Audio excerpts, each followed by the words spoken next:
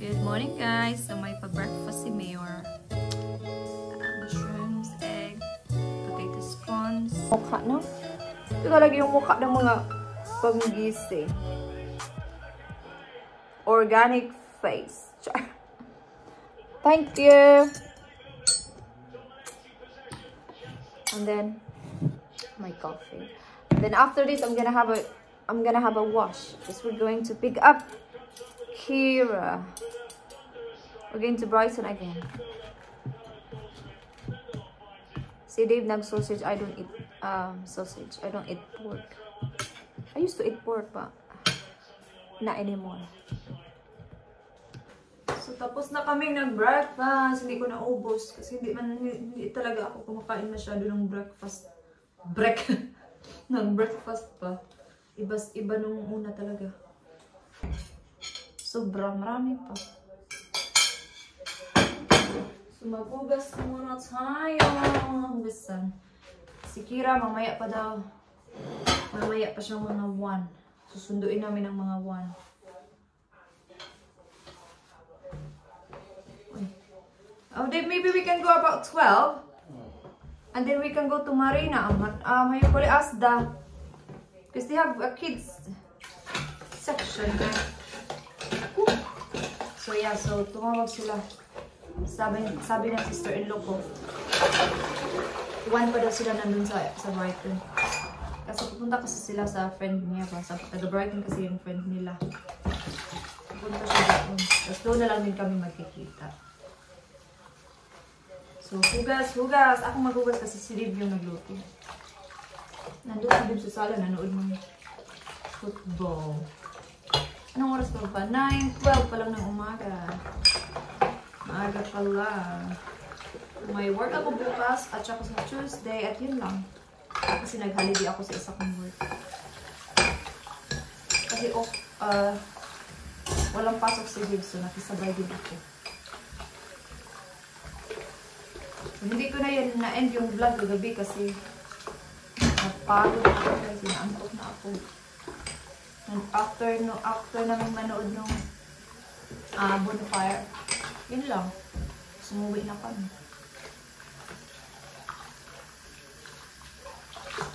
Hindi ko alam kung i-invite ko sila in-laws mamaya dito. Kakain ng dinner ba. Kasi birthday ko kasi sa Tuesday. So, sabi ko kayo, bili na lang kami ng really cook na food ba? Yung Chinese or Indian, yung ano, or Thai food. Yun ko. So, katatapos ko lang mag half bath. So, kailangan kong mag-makeup lang konti lang. So, naglagay lang ako ng aking cream. Pakita ko. Kasi ito yung aking ginagamit sa everyday moisturizer. Ito yung Weleda. So, naglagay na ako kanina. So, lagyan ulit natin. Kasi, nag-dry kasi yung dito ko ba. Kasi, alam niyo ba, pag meron ako or parating pa lang yung aking period, dry talaga yung skin ko. Like, ngayon, meron kasi ako today. So, kaya, dry yung ating, hindi maganda yung ating condition ng ating skin. Kailangan siyang ibalik sa seller. Kailangan siyang ibalik sa Shopee. Hindi maganda yung condition. So, hopefully, end of the week, maging okay yung ating skin condition. Kasi ganun talaga ako. Ganun din ba kayo pag parating nyo or meron kayong period? Tapos na yung aking makeup. Kundi lang yung nilagay kong makeup kasi magsusundo lang naman tayo sa ating Junakis, no? Kunti lang yung nilagay kong foundation. Kunti lang yung nilagay kong fresh. O, diba? Hindi na tayo mukhang bagong gising. So, hindi pa kami nakaalis. I don't know kung sasama ako kay Kid kasi masakit yung puson ko ba kasi nga mayroon ako. So, may deliver ako na naman. I-open natin siya. Binili ko to kasi malamig na nga. So, kailangan kong dito ba? Bumili ng mga pantalon. Yung bang parang mga joggers, gano'n. Sira na yung ating dalawa yung binili ko. Alam niyo ba? pang ano to guys, pang 14 years old. Kasi nga, kung regular yung bibilin ko, mataas siya.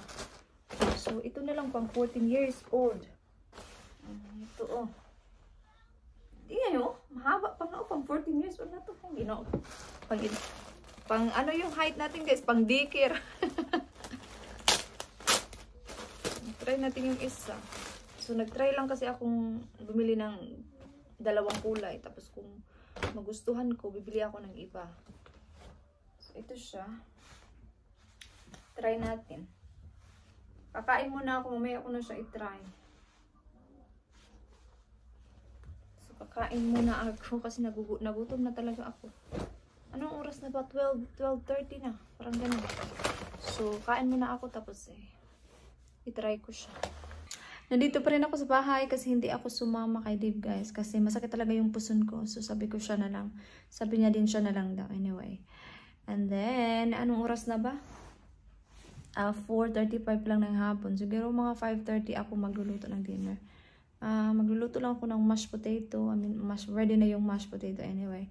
Microwave ko na lang siya. Tapos magluluto na lang ako ng sausages. Tapos, broccoli. Yun lang naman. At saka mag-a-add ako ng maybe sweet corn. Ganun. Kasi gusto ni Kira yung sweet. Ang boring ng vlog na to kasi nasa bahay lang ako today. At saka parang tinatama din talaga ako kasi nga mayroon ako ba. Pero bukas may work ako pero hindi din ako magbablog bukas. Kasi yung kasama ko bukas is yung English namin na chef. So, minsan kasi pag siya kayo yung ka-work ko, chat kami. Tapos, may work si David bukas at saka Martes. And then, same ako din. Tapos, wala na kaming work after. So, yung plan namin this week is pupunta kami sa IKEA ng Thursday. And then, on the way back, pupunta kami dun sa kitchen. Hopefully, meron lang talaga kami hinintay na hopefully matatapos siya this week. I don't think so. Very important things to get it done. So, hindi siya... I don't think matatapos siya this week. Kahit si Dave sabi niya, I don't think matatapos siya this week. So anyway, yun yung plan namin next week. Pupunta kami sa IKEA. On the way back, pupunta kami sa kitchen. And then I don't know the rest. Kasi nga wala kami pasok. So maybe maglaro lang kami dito sa bahay ni Kira. Kaming tatlo. So yun lang. So hintayin ko lang silang makabalik. And then mag-start na akong magluto lang. Ngayon is 5:45 na ng hapon. Hindi pa si Dave nakauwi. So magluluto lang ako ng dinner ni... ilang dalawa. Hindi ko alam kung kakain pa si Kira kasi baka kumain na yun kasi di ba? Nag-dinner kasi sa labas yung auntie niya at saka yung mga friends niya. And tsaka yung anak ng friend ng sister-in-law ko. So, for sure kumain na yun si Kira. But magluto lang ako ng sausage just in case. Just in case lang. Na manghingi siya ng food ba. Ito yung sausage. Tsaka mag-cut ako ng broccoli. And then, mashed potato.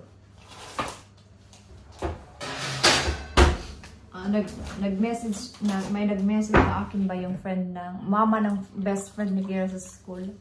Work kasi ako bukas. Parang hindi ko pa binasa yung message niya. Na parang sinabi niya na pwede ba daw pumunta si Kira dito for a play date. Ganon din ba yung mga anak niyo? Nagpe-play date din ba sila sa mga bahay? So yun, pupunta ata doon si Kira ko bukas. Hindi ko pa kasi nabasa. Nag-pretend lang ako na hindi ko pa nabasa. Gusto ni Kirang pumunta kasi lagi yan siya nagtatanong sa akin na pwede pa kami mag-play date, gano'n. So, malapit lang din naman yung bahay nila doon sa bahay ng lola ni Kira. Pero, naisip ko din, 2.5 hours lang din naman ako may work bukas. Parang iwan ko. Parang gusto ko lang, doon lang muna si Kira sa lola niya. Pero for sure, gusto ni Kirang pumunta doon. Kasi, friend niya kasi yun talaga. Close friend niya talaga si Seren. Kaya, pupunta yun. Kasi lagi yun nagtatanong sa akin. Laro daw sila. Hi, Kira is back from London. Show your... Kira gave me this chocolate. Thank you, Kira. And she found out how many layers I put on her lipstick. Thank you, Kira. Tell them how many layers I put on your lipstick. About 5 or 6. Is that correct? Yes. Actually put 10. Nag-crave ako ng, yun, alam niyo ba yung pag may period ka, para kang buntis ba? Sabi ko, kaya bilan niya ako ng cake. Bilan. Isang ganito talaga. Saan? Normally, pag bumili ako ng cake, yung isang slice lang talaga ba? Wala pala ako ng broccoli. Wala ako na siyang mas-hamos. Pardon? My daddy's here.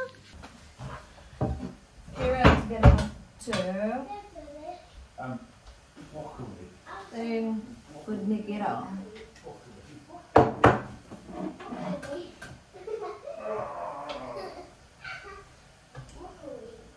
Broccoli.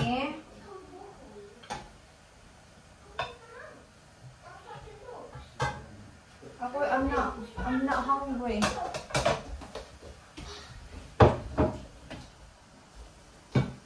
Ito yung gravy. She won't be that long if she's asleep. Yeah, is the water on, right? Yeah, just put it back.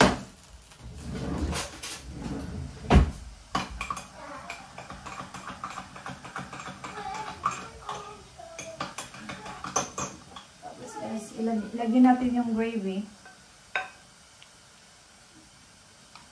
Yan na yung menu ni Kira. Broccoli, mashed potato, and sausage. Tsaka ganun din kay Dave. Ako hindi ako nagutom. Kumain kasi ako ng lunch. Kaya parang hindi pa ako gutom ngayon. Baka mga in an hour gutomon ako ba. So yan na.